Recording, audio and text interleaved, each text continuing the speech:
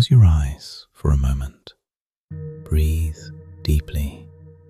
Tonight, we journey back 2,500 years to ancient India to witness one of the most profound transformations in human history. The story of a prince who became the Buddha, the awakened one. This is not just a story. It is a mirror for our own journey through suffering, seeking, and ultimately understanding. Let us begin. In the foothills of the Himalayas, in what is now Nepal, there lived a king named Siddhartha. He ruled the Shakya clan with wisdom and strength, but his heart carried a quiet sorrow. He had no heir. Then, one full moon night, Queen Maya had a dream. A white elephant, radiant as moonlight, entered her womb. The court astrologers were summoned. They proclaimed, "A son will be born. He will become either a great king or a great spiritual teacher who renounces the world." King Siddhartha heard this prophecy with mixed feelings. He wanted his son to be a king, not a wandering monk. So he made a decision that would shape everything to come.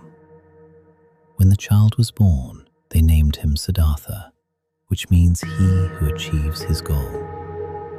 The baby was beautiful, peaceful, serene. But 7 days after his birth, Queen Maya passed away. The young prince would be raised by his aunt, Mahaprajapati. King Siddhartha, determined to prevent the prophecy, built 3 palaces for his son. One for summer, one for winter, one for the rainy season. He filled them with every pleasure imaginable: gardens of exotic flowers, pools of lotus blossoms, musicians, dancers, the finest foods, the softest silks. He commanded that Siddhartha should never see 4 things: old age, sickness, death, and a renunciant monk. Anyone old, ill, or dying was removed from the prince's sight. The world Siddhartha knew was perfect, eternal, unchanging. At 16, Siddhartha married his cousin Yasodhara, a woman of great beauty and intelligence. They lived in luxury, surrounded by pleasure. Years passed like dreams, but deep within something stirred, a quiet restlessness, a question without words. Siddhartha was now 29 years old. One day he asked his charioteer Chana to take him beyond the palace walls.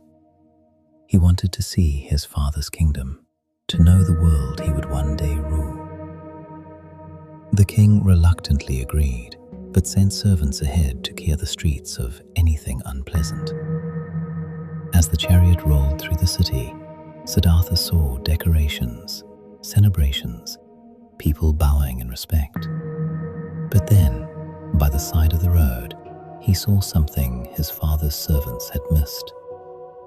An old man, bent over, skin wrinkled like dried leaves, barely able to walk, leaning on a stick. Siddhartha had never seen such a person. "Chana," he asked, "what has happened to this man?" "My prince," Chana replied, "this is old age. It comes to everyone who lives long enough." "Everyone," Siddhartha whispered. "Even me, even you, even my wife." "Yes, my lord, everyone." The prince was shaken. The chariot returned to the palace, but something had changed inside him. He went out again days later. This time he saw a sick person, someone racked with disease, moaning in pain, covered in sores. "What is this?" he asked. "Sickness, my prince. The body breaks down. Pain comes unbidden. No one is immune. third journey, this time a funeral procession, a corpse being carried to cremation, family members weeping, wailing in grief. Death, my lord, the end of all life, it comes for every living being. Siddhartha felt the world he knew crumbling. The palaces, the pleasures, they were all temporary shelters against these inevitable truths. Old age, sickness, death. No amount of wealth or power could prevent them. On his fourth journey, he saw something different. A wandering ascetic, a sadhu in saffron robes, carrying a begging bowl, with peaceful eyes and a serene expression. "Who is that?" Siddhartha asked. "A renunciant, my prince, one who has given up worldly life to seek truth, to understand the nature of suffering." The man looked free. Despite having nothing, he radiated a peace that all Siddhartha's possessions could not give him. That night, Siddhartha couldn't sleep. His infant son, Rahula, slept peacefully beside Yasodhara.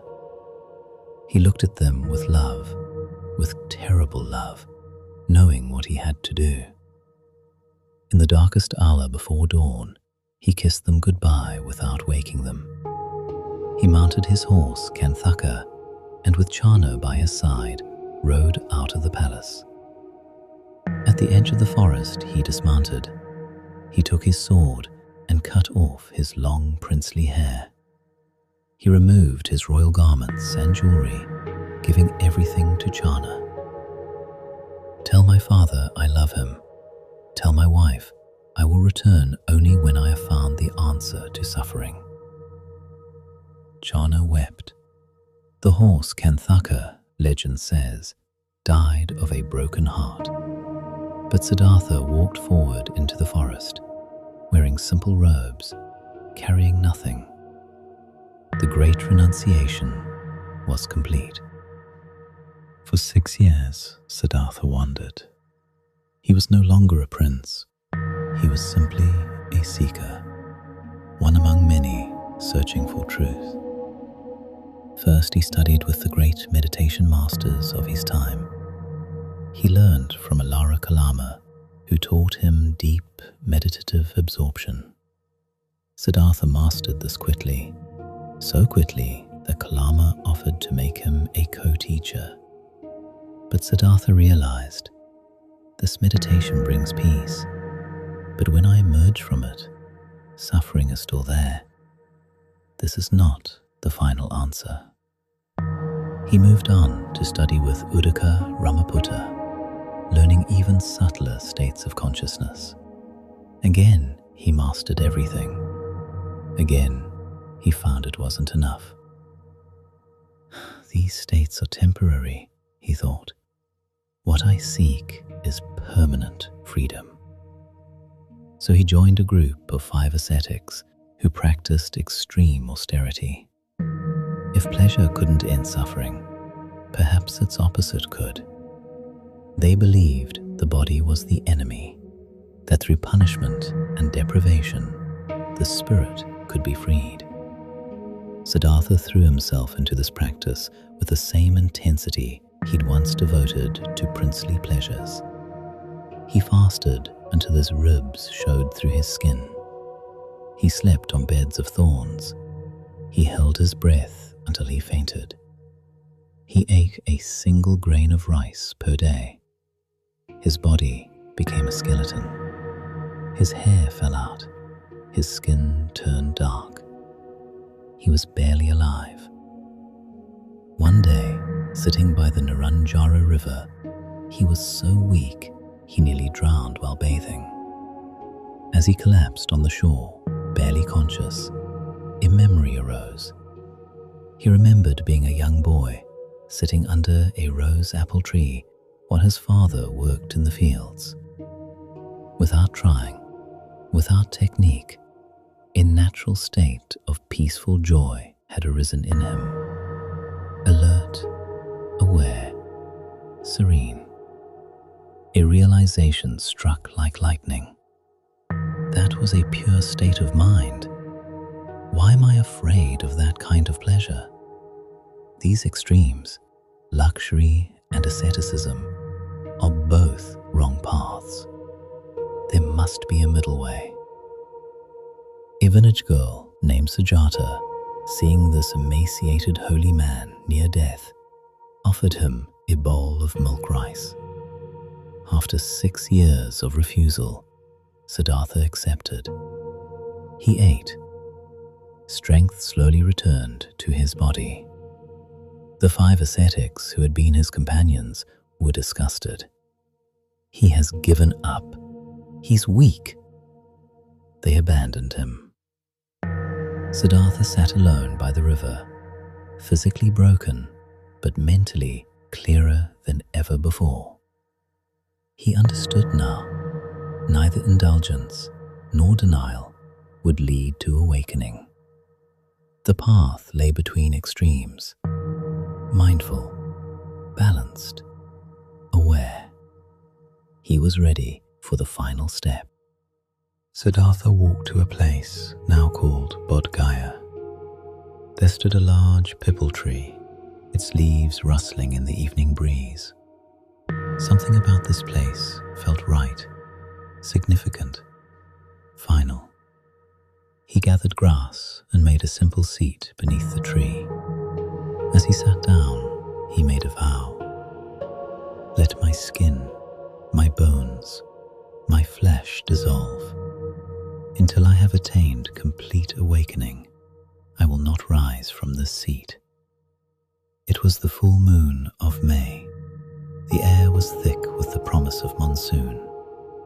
He began to meditate, not running from anything, not grasping for anything, simply sitting, breathing, observing the nature of mind itself.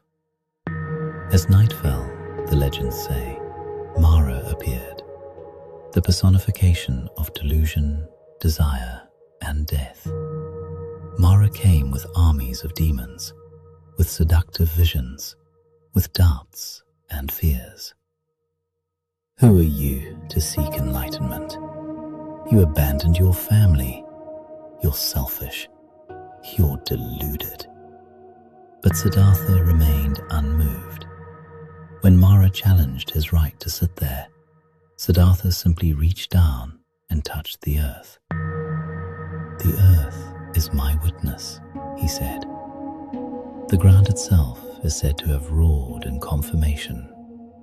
Mara's armies dissolved like morning mist. Through the first watch of the night, Siddhartha's mind became profoundly concentrated. He developed the ability to see his past lives, thousands of them, stretching back through time. Birth after birth, death after death, the endless cycle. In the second watch, his vision expanded. He saw not just his own past lives, but the deaths and rebirths of all beings, moving through existence according to their actions. Karma, like stars wheeling through the cosmos. In the third watch of the night, as dawn approached, he turned his attention to the deepest question. Why? Why does this suffering exist? What is its root? And then, in a moment beyond time, he saw it. He saw the chain of dependent origination, how one thing leads to another in an unbroken sequence. Ignorance leads to mental formations. Mental formations lead to consciousness. Consciousness leads to name and form. This leads to the 6 senses. The senses lead to contact. Contact leads to feeling. Feeling leads to craving. Craving leads to clinging. Clinging leads to becoming. Becoming leads to birth. And birth leads inevitably to old age, sickness, and death. the whole mass of suffering. He saw its origin clearly, and he saw something else. This chain could be broken. If ignorance ceased, the whole sequence would unravel. Suffering was not inevitable. It was not punishment. It was simply a natural process that could be understood and ended. As the morning star appeared in the eastern sky, Siddhartha's final veil of ignorance fell away. He was awake, fully, completely, irreversibly awake. He was the Buddha, the awakened one. The legends say the earth trembled. Flowers rained from the sky. All of nature celebrated. But the Buddha simply sat there, in perfect peace, feeling something he had never felt before: complete freedom. For 7 days he remained under that tree, experiencing the bliss of liberation. He wondered, what I have realized is profound, difficult to see, difficult to understand. People are caught in their attachments. How can I teach this? But then compassion arose. He thought of all beings, struggling as he once did. He had found the way out. Could he not at least try to show them? The Buddha walked to Sarnath, near the city of Varanasi. There he found the 5 ascetics who had abandoned him. When they saw him coming, they planned to ignore him. "Here comes Gautama, the quitter," they muttered. But as he approached, something stopped them. His presence was different, radiant, authoritative, yet gentle. Despite themselves, they offered him a seat. "Friends," the Buddha said, "I have found the way. Let me share with you what I have discovered." And there, in the deer park at Sarnath, he gave his first teaching, the 4 Noble Truths. First truth: life contains dukkha, suffering, dissatisfaction, stress. Birth is suffering, aging is suffering, sickness is suffering, death is suffering. Being separated from what we love is suffering. Not getting what we want is suffering. Second truth: this suffering has a cause, tanha, craving or thirst. We crave pleasure, we crave existence itself. We crave non-existence when existence becomes painful. This endless wanting is the root. Third truth: there is a way out. Suffering can end. Nirvana, the extinguishing of craving, is possible. Liberation is real. Fourth truth: the path to this liberation is the Noble Eightfold Path. Right view, right intention, right speech, right action, right livelihood, right effort, right mindfulness, right concentration. The 5 ascetics listened. As the teaching unfolded, the first of them, Kondana, suddenly understood. "I see it," he exclaimed. "Everything that arises also passes away." In that moment, he too became awakened. The Buddha smiled. Kondana understands. Kondana understands. The wheel of Dharma, the teaching, had begun to turn. What the Buddha discovered under the Bodhi tree would now spread across the world, offering a path of liberation to countless beings for thousands of years to come. The Buddha taught for 45 more years. He walked from village to village, teaching anyone who would listen, kings and beggars, men and women, the educated and the illiterate. He reconciled with his father. His wife and son became his disciples. His aunt, Maha Prajapati, became the first Buddhist nun. At age 80, knowing his time was ending, he gathered his disciples and spoke his final words. All conditioned things are impermanent. Strive on with diligence. Then he passed into final nirvana, leaving behind not a religion, but a path. Not dogma, but an invitation to investigate reality for yourself. The Buddha's journey from prince to awakened one is not just ancient history. It is a map for our own journey. We too live in palaces of distraction, avoiding uncomfortable truths. We too will face the four sights: age, sickness, death, and the possibility of awakening. We too can choose to seek, to question, to sit still and look deeply into the nature of our own minds. The Bodhi tree still stands in Bodh Gaya after 2,500 years. People from around the world come to sit beneath it, just as Siddhartha did. Because the invitation remains open, the path is still there. The possibility of awakening hasn't diminished with time. As you drift into sleep tonight, perhaps carry with you this one thought. That which caused suffering in the Buddha's time is the same as what causes suffering now. And that which freed him can free us too. The journey continues. In each breath, in each moment of awareness, may you find your own Bodhi tree.